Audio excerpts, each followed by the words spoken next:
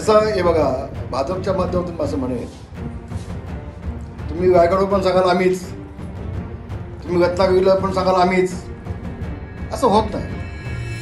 रत्नागिरीला पण सिटिंग जागा आहे, ती शिवसेनेची आहे, ती शिवसेनेची आहे. हे तुम्हाला सगळ्या पक्षाला संपून तुम्हाला एकटा जिवंत राहायचं का भाजपला? विधानसभा निवडणुकीपासून आज तुम्ही सभा जी घेताय काय? नाही, आजची सभा ही रायगड मतदारसंघ जी लोकसभेचा आहे,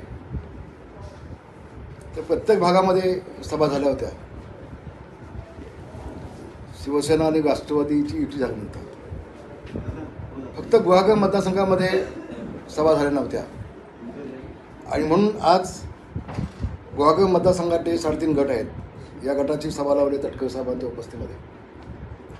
आणि 9 तारखेला गुहागर तालुक्यामध्ये तटकरे साहेबांच्या उपस्थितीमध्ये आपण सभा लावली आहे की त्यांचा सगळा जो मतदारसंघ येतो त्या सगळ्या मतदारसंघामध्ये त्यांच्या सभा झाल्या, बैठका झाल्या.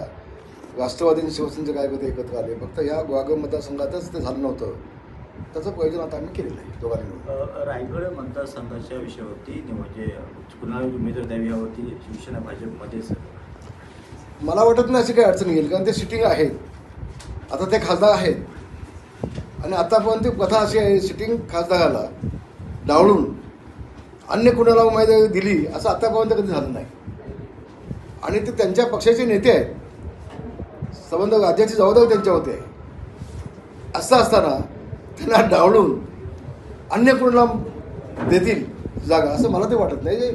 असं कोणी स्वप्नापही बघू नये असं मला प्रामाणिकपणे वाटतं. अगदी अतिशय चांगलं काम केलेलं आहे, त्यांना अनुभव आहे.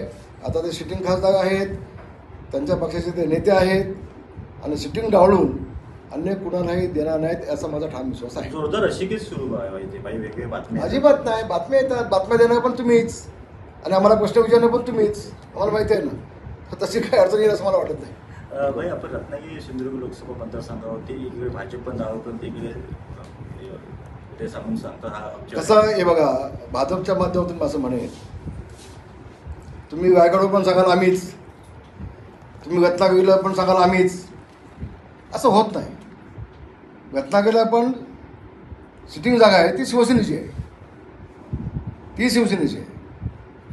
हे तुम्हाला सगळ्या पक्षाला संपून तुम्हाला एकटा जिवंत राहायचं का भाजपला? असं त्यातनं निष्कर्ष निघेल. मग म्हणजे कसं होईल, आपण दोघे भाऊ भाऊ, तुझा आहे ते वाटून खाऊ आणि माझ्याला हात नको लावू, असं होता नाही, असं होता नाही. पण कुठल्याही परिस्थितीमध्ये रत्नागिरीची देखील जागा आम्ही सोडणार नाही, आम्ही सोडणार नाही. आम्ही ती लढवणार, पण ती आमची आहे, आमच्या हक्काची आहे, आमची सिटिंग जागा आहे. मागच्या वेळेला आता जे खासदार आहेत त्यांची शेवटची सभा मी घेतली होती जाऊन सावंतवाडीमध्ये. शेवटची सभा जाऊन मी घेतली होती.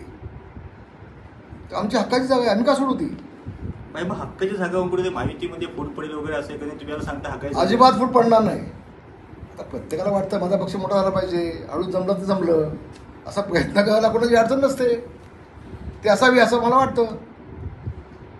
पण माझं ते माझं आणि तुझं ते पण माझं असं होत नसतं कधी.